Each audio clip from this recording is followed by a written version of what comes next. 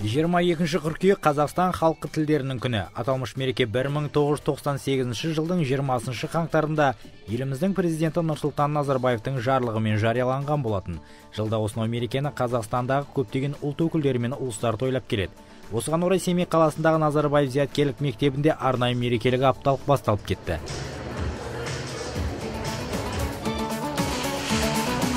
Биылғы оқу жылында білім мен тәрбиені ұштастыру үшін басты үш концепцияға көңіл аударып отырмыз. Олар өзгерістер, идея және жүйе деп аталады. Осы концепцияларды іске асыру үшін жыл бойына 3 апталық жоспарладық. Соның ең біріншісі тілі басқа тілегі бір, жүзі басқа жүрегі бір деп аталады. Осы апталықтың көлемінде тілдер күні, сол сияқты басқа да балалардың білім мен тәрбиені ұштастыратын көп шаралар қарастырылған. Апталық аясында түрлі тілдік байқаулар жарияланып, оқушылар өз біліктіліктерін сынға салды. Мәселен, қазақ тілі әдістемелік бірлестігі алтын сақа, жұбыңды тап, адасқан әріптер сынды түрлі қызықты байқаулар ұйымдастырды.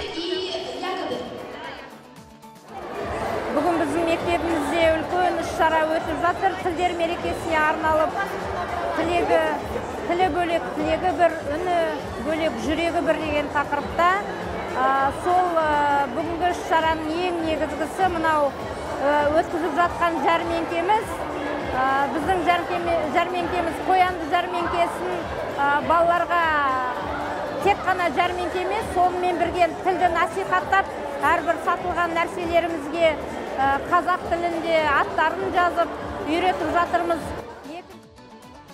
Сондай-ақ апталық аясында мектептің барша шаңырақ өкілдері, мұғалімдер мен шетелдік педагогтардың және ата-аналардың қатысуымен Global Village атты арнайы қайырымдылық жәрмеңкесі өтті. Жәрмеңке мүмкіндігі шектеулі балаларға және 2012-2014 оқу жылында мектебімізде білім алған Дилназ есімді оқушымызға арнайы ұйымдастырылып отыр.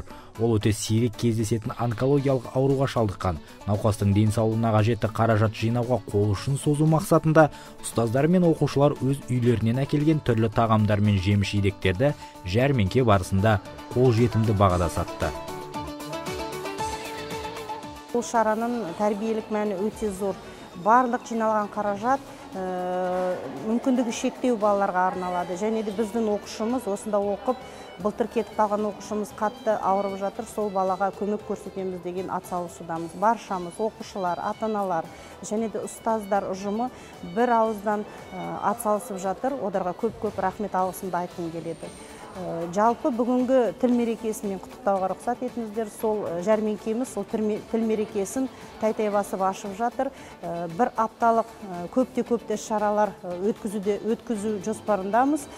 Жалпы біздің ұжымымызға және оқушыларға алдағы өмірде табыс тілегім келеді. Жәрмеңкеден шетелдік ұстаздарда шет қалған жоқ. Тіл мерекесіне орайластырылған қайырымдық шарасына барынша атсалысты. Мәселен, шетелдік педагогтар арасында ағылшын тілі пәні мұғалімі Пол Суини Лондоннан ұрықтар алып келіп, Семейдегі өз бақшасында өсірген асқабақтарын осынау жәрмеңкеде саудаға салды. Жәрмеңкеде маған әсіресе ұнағаны тәтті тағамдар. Сол себепті 20 шақты алма қосылған бәліштер сатып алдым. Және жәрмеңкеге өзім өсірген асқабақ алып келдім. Сондай-ақ жәрмеңке барысында жаңа піскен жемістер, апельсин, банан, алмұрт, алма, жаңа піскен көкөністер, пеште пісірілген тағамдар, аспаздық печенье, вафли, үй тұздықтар сынды көптеген тағам түрлері тұтынушылар көңілінен шықты. Әсіресе шараға атсалысқан ата-аналар шараның маңыздылығына, әрі оған белсенді түрде атсалысқан барша қатысушыларға өз ризашылықтарын білдірді. Осында өзіміздің даярлап алып келген, пісіріп келген тағамдарымызды ұсынып отырмыз. Жалпы халықтар, балалар, оқушылар, мұғалімдер барлығы көп, бәрі сатып алуда.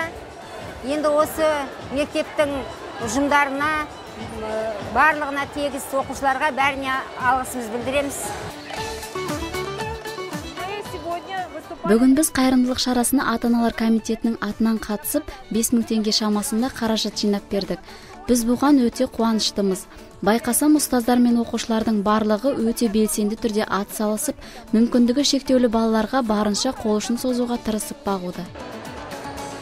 Балалар жанаршылыққа, қамқор болуға, үлкендерді сыйлау, сондай жақсы тәрбие алады осы мектептен. Өзі көп ата-аналар комитетінен көп алғыс айтқым келеді. Осы ұйымдастырған әкімшілікке түгел жақсылық қана тілеймін. Осындай жиі осындай жақсы мереке, сондай бола берсін, мерекелеріңіз құтты болсын дейді. Жәрмеңке соңында қайырымдылық қорына жиналған 204 мың теңге науқастың арнайы есеп шотына жедел түрде аударылды. Ал мектебімізде жылда өткізілетін мұндай игі шаралар әлі де өз жалғасын таппақ.